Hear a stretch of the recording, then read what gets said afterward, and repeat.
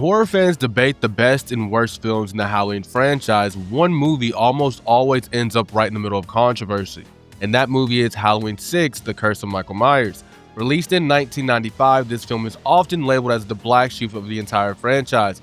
Some fans absolutely hate it, while other fans defend it as an underrated entry that tried to take the mythology of Michael Myers in a bold new direction. That person would be me. Today we're breaking down why Halloween 6 became so controversial, the real production issues behind it, and why some fans believe it deserves another chance. Again, that fan is going to be me. The biggest problem is it's two completely different movies. One of the biggest reasons Halloween 6 is so divisive is because there are actually two versions of the film. The theatrical cut the audience saw in 1995 is drastically different from what fans call the producer's cut. During the production, the film went through massive rewrites, reshoots, and studio interferences, which completely changed the story. The producer's cut leaned heavily into the Cult of Thorn storyline, while the theatrical version focused more on action and Michael Myers' kills.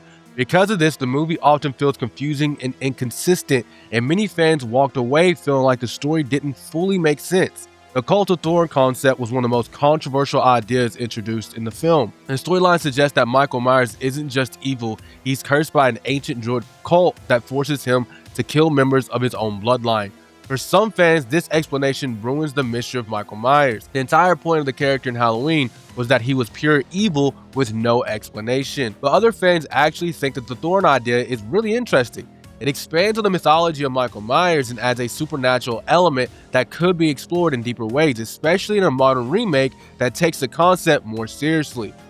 Oh, and we got the mask debate. Many people actually think that the Halloween 6 mask is one of the better masks in the franchise, and I'm going to be one of those people. I do like the black hair with it, with the really pale white face kind of grayed out a little bit. I love that. It's darker, more menacing, and the shape of the face makes Michael much more aggressive compared to the other sequels. For some fans, this version of Michael feels like a true unstoppable monster, but critics of the movie argue that the mask sometimes looks too stylized, losing some of the simplicity that made the original 1978 mask so terrifying. Still, visually speaking, Halloween 6 gives us one of the most brutal versions of Michael Myers ever put on screen. A really interesting fact about the movie, and it features one of the earliest performances by Paul Rudd. Long before he became Ant-Man in the Marvel Cinematic Universe, Paul Rudd played Tommy Doyle, the kid that Laurie Strode babysat in the original Halloween. His character returns as an adult who has spent his entire life obsessed with Michael, trying to understand the evil behind the murders. Some fans love this idea because it creates a continuation of the original film's legacy, showing how Michael's terror affected the children who survived him.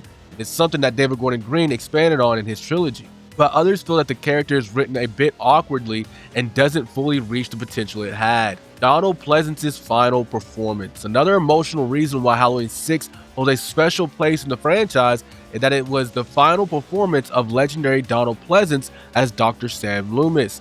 Pleasence had played Loomis since the original Halloween, making him one of the most important characters in the entire franchise. His obsession with stopping Michael became one of the most defining elements of the franchise. Sadly, Donald Pleasence passed away shortly before the film was released, making Halloween 6 the end of an era of the series. Even critics of the movie often agree that his presence still brings a weight and seriousness to the story. One thing Halloween 6 absolutely nails is its atmosphere. It's a dark tone. This is arguably one of the darkest and most violent films in the entire franchise. The movie leans heavily into gritty, brutal tone that horror films were exploring in the mid-90s. Michael Myers feels more aggressive and unstoppable here than in many other sequels. For some fans, the darker tone actually makes the movie feel closer to true horror compared to the polished entries that came later. Why it became the black sheep? There's a few major reasons. First, the confusing storylines, studio interferences create a movie that feels unfinished in places. Second, the cult storyline explanation divided the fans who preferred Michael to remain completely mysterious. And third, the movie arrived during a time when the franchise was struggling to find its identity.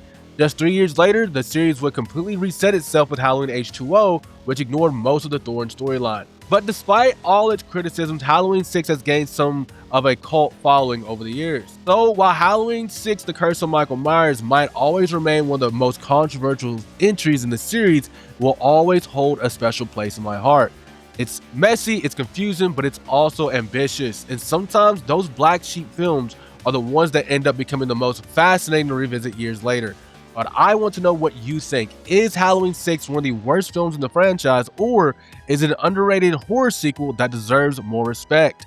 Let me know down in the comments below. I'm your Hellmaster Dede, and I'll see you Hellcats and Hellhounds in the next one. Peace.